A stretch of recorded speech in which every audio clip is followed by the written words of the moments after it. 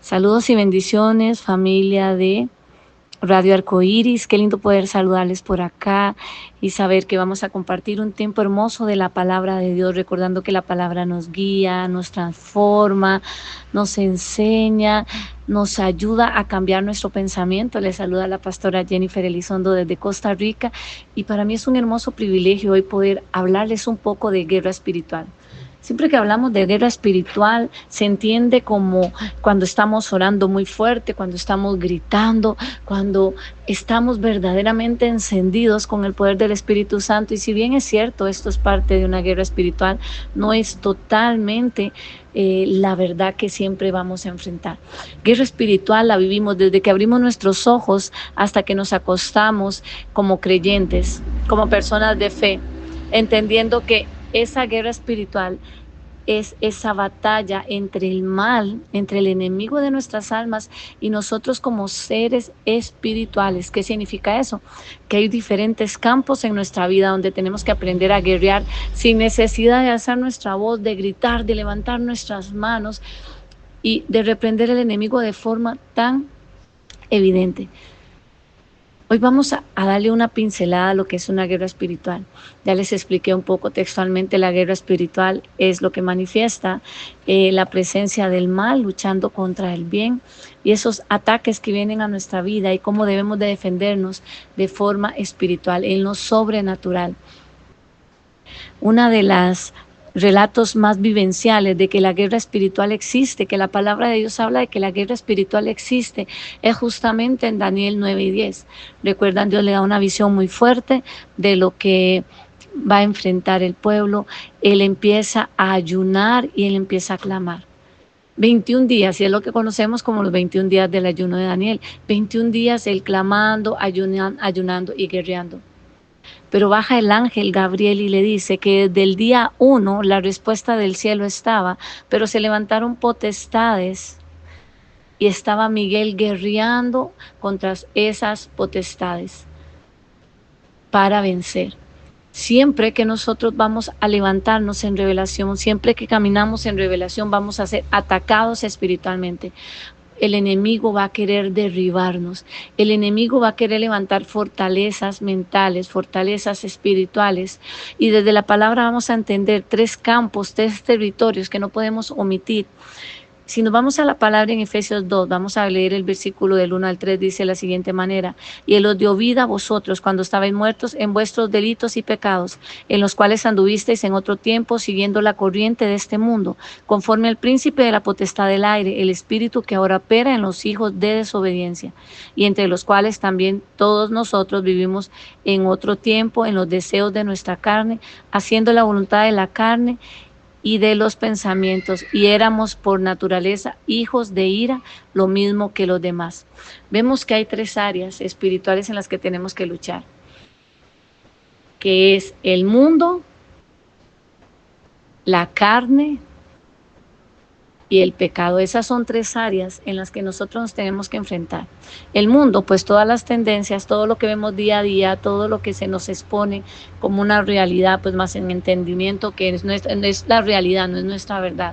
Todo lo que el mundo propone, todo lo que el mundo ofrece, fama, posición económica, ser físicamente muy atractivo, la parte sexual. Ese es un territorio fuerte de guerra que tenemos que vencer. Número 2, la carne. Todo lo que es esas atracciones de satisfacción. Yo peco, yo tengo relaciones sexuales a la libre. Esto es un ejemplo que estoy dando, ¿verdad? No es que yo lo haga, pero ese es el pensamiento del mundo. Yo tengo relaciones sexuales a la libre porque eso me hace sentir bien. Esto es una satisfacción de la carne, la gula, comer mucho.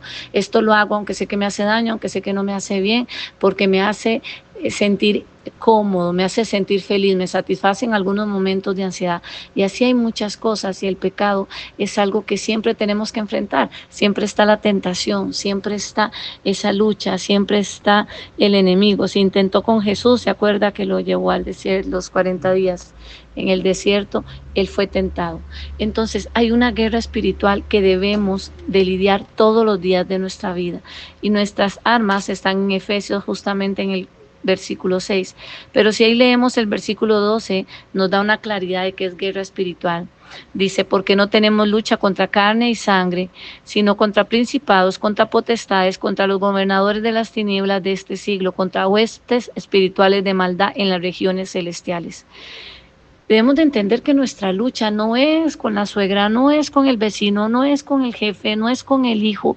Nuestras luchas espirituales, nuestra guerra espiritual es con todo lo que el enemigo opera para atacarnos, para distraernos, para desviarnos del camino, para desviarnos del propósito. Esa lucha espiritual es esa fortaleza mental con la que muchas veces nos levantamos diciendo, yo no puedo, yo no lo voy a lograr, yo nací solamente para sufrir, yo nací solamente para batallar.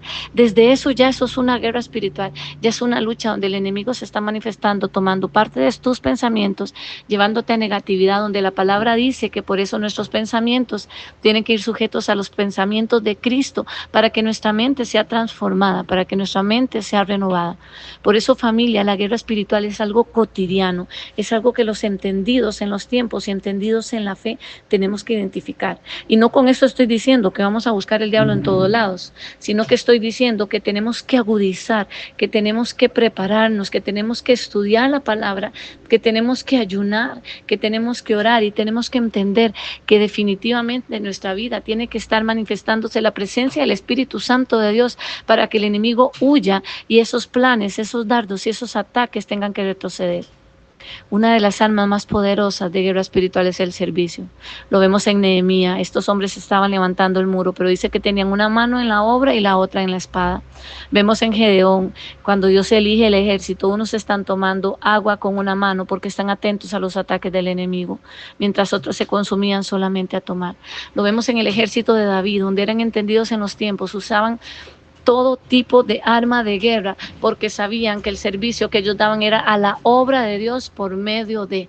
Esto debemos de entenderlo, porque guerra espiritual lo vivimos en nuestros hogares, en nuestros trabajos, en nuestros estudios, con nuestras familias, en nuestras congregaciones. Pero tiene que haber una agudeza de reconocimiento para poder entender que va más allá de un tiempo de oración donde levantamos nuestra voz, donde gritamos, donde pateamos, y eso está bien, porque Dios trae libertad, eso está bien, pero si nosotros no somos entendidos lo que es una guerra espiritual, no vamos a ser efectivos en el reino de los cielos para reprender al enemigo y para hacerlo retroceder. Así que hasta ahora oro por tu vida, para que el Espíritu Santo de Dios traiga revelación, para que el Espíritu Santo de Dios te dé esa agudeza en los sentidos espirituales y puedas ver cuando es un ataque del enemigo, puedas ver cuando es una prueba, puedas ver cuando es una consecuencia de nuestros actos y cuando es propósito. Espíritu Santo de Dios habla, dirige, guía, revela y transforma. Necesitamos ser esos guerreros que se enlistan, Señor, para trabajar contigo, Padre, y hacerlo de forma efectiva como tú nos enviaste, en el nombre de Jesús. Amén y amén. Familia, muchas gracias. Aprendamos a guerrear en todo tiempo, en todo momento. Pidámosle a Dios esa revelación y bajo ese entendimiento vamos a ver cómo empiezan a romperse fortalezas mentales y empezamos a caminar entendidos en el nombre de Jesús. Un abrazo, hasta el próximo martes, que Dios les bendiga.